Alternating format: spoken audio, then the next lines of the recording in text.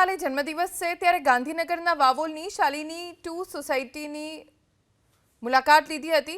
ત્યારે આ સોસાયટીમાં રહેતા વંશ રાવલ નામના 11 વર્ષના બાળકને સંસ્કૃતમાં શ્લોક થકી જન્મદિવસની શુભેચ્છા આપી।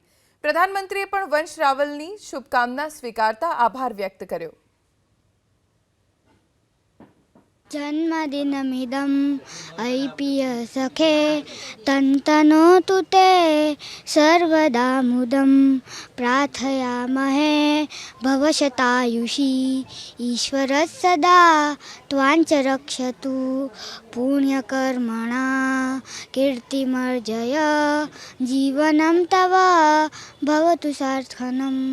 जन्मदिनमिदं ऐप्य सखे तन्तनोतु ते सर्वदा मुदं सर्वदा मुदं। સમાચારોમાં આગળ વધીએ। આજે ઈદ અને કાલે ગણેશ વિસર્જનના કારણે અમદાવાદના કોટ વિસ્તારોને રિવરફ્રન્ટને જોડતા કેટલાક રસ્તા બંધ રહેશે।